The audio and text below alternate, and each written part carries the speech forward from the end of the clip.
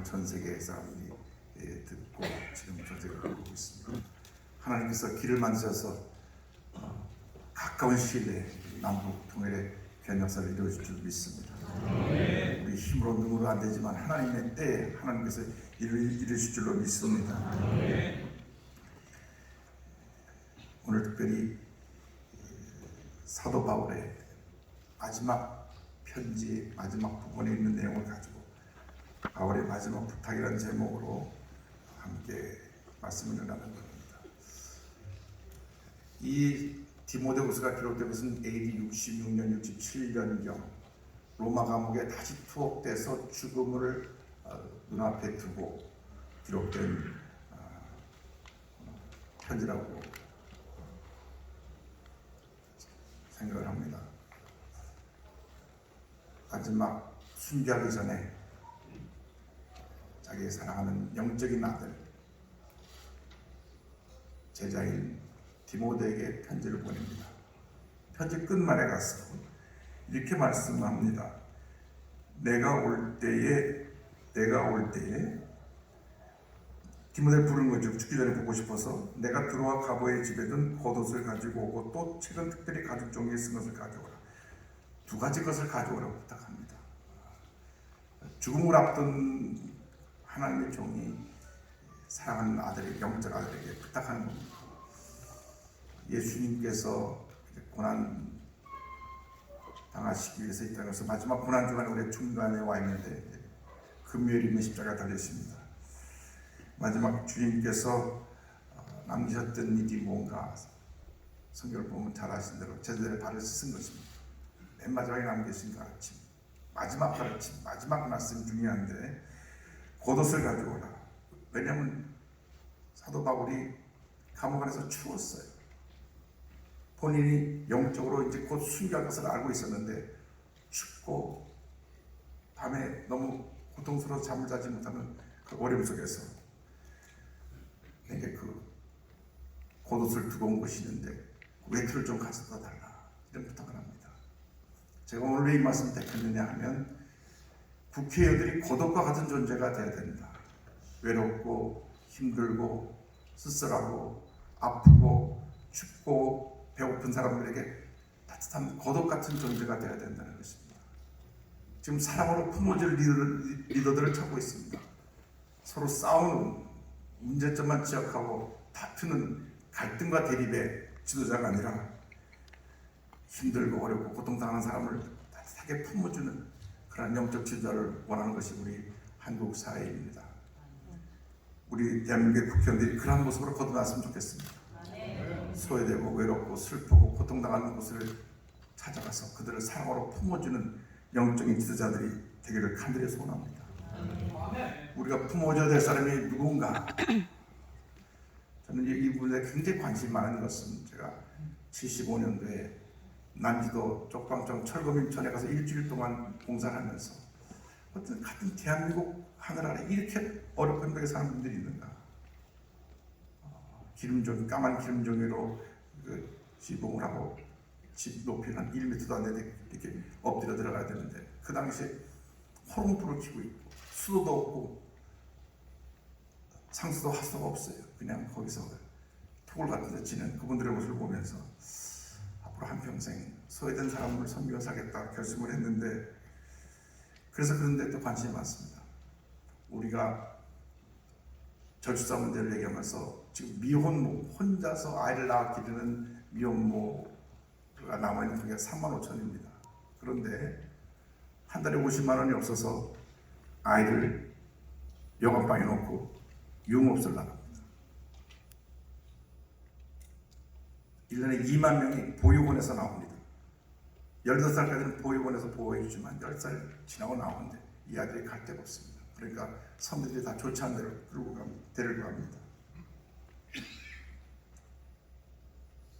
우리들이 눈만 돌려보면 우리에게 사랑에 도움 필요한 많은 장애우들이 있죠. 노숙인들이 있죠. 200만 다문화 시대인데 다문화 시대에 그들에서 가장 어려운 고통 겪고 있는 사람은 불법 체류자라고 와 있는 사람들의 자녀들. 이 땅에 태어났지만 신분증이 없습니다. 병원에 갈 수도 없고 어디 이 아이가 살아있는데 존재하지 않는 어디도 등록되지 않은 사람으로 살고 있으니까 유령 같은 존재로 살고 있는데 제가 늘 얘기합니다. 이런 아이들에게 이 대한민국에서 임시영주권을 줘서 18살까지 의료하고 교육은 혜택을 주는 것이 좋지 않겠나. 그럼 평생 한국에 대한 고마운 마음을 갖고 돌아갈 것이 아닌가 그런 생각합니다. 그런 많은 복제 사각지대 있는 아이들, 탈북자 3만으로 전시되는데 탈북자 MZ세대가 또 있습니다. 탈북자 중에 중국의 인신매매돼서 가서 태어난 아이들이 다시 탈북해서 중국에서 탈출해서 한국으로 들어온 아이들이 있습니다. 이 MZ세대들. 그런데 한국 사회에 그 아이들을 돌아보지 않으니까 완전히 국제적인 고아같이 고통의 삶을 살고 있습니다.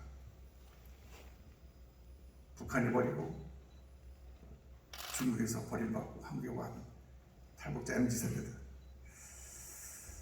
이런 사람들에게 우리 정치인들이 따뜻한 고독같이 그들을 품어주는 그러한 삶을 산다면, 그러한 모습을 보여준다면 얼마나 이 한국이 아름다워지고 정말 한국이 행복하고 따뜻한 대한민국이 될 수 있을까.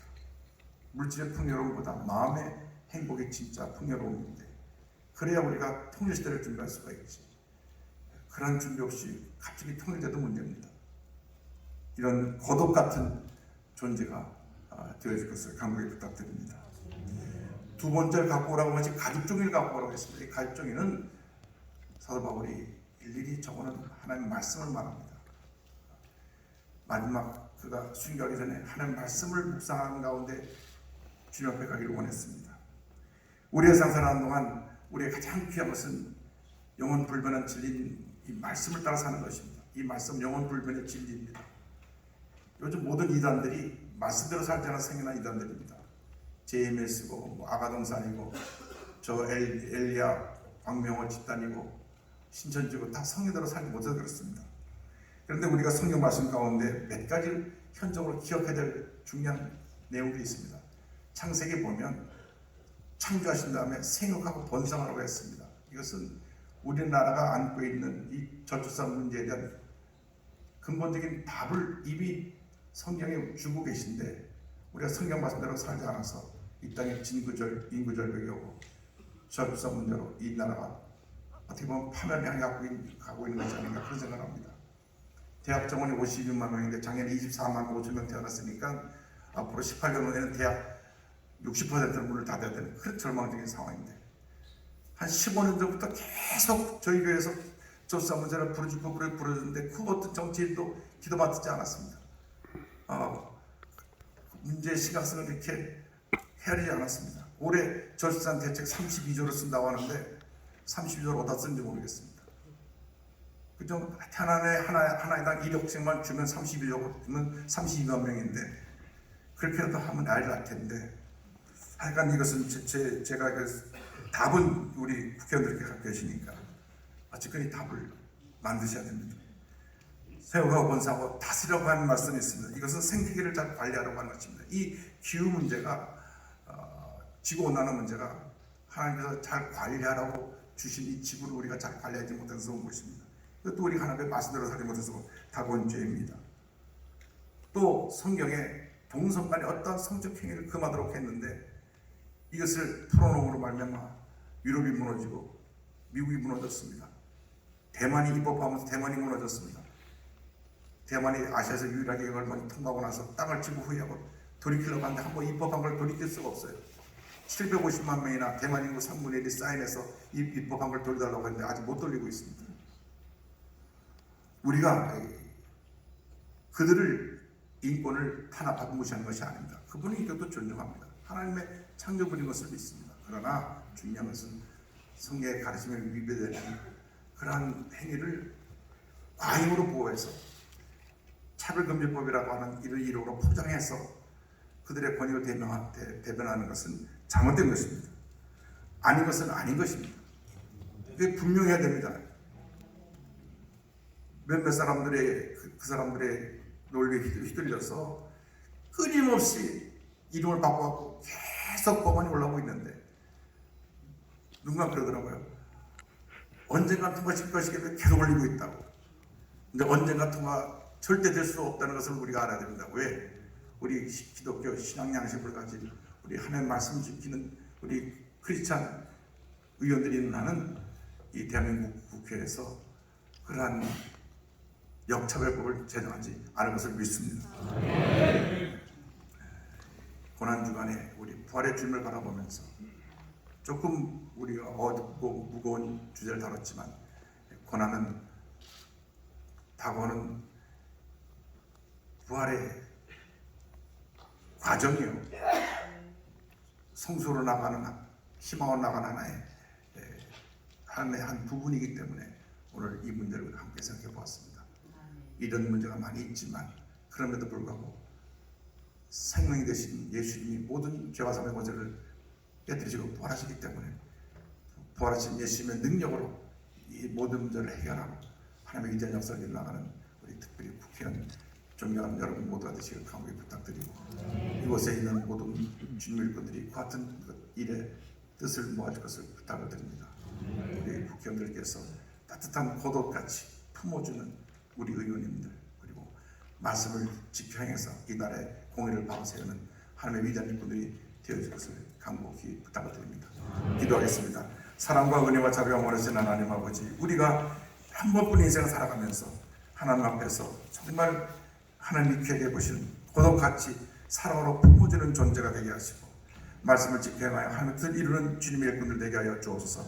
그러한 국회가 되어서 우리 대한민국이 밝고 환하게 변화되게 하시고 행복한 대한민국 되게 하여 주옵소서. 감사하고 예수님 이름으로 기도드립니다. 아멘.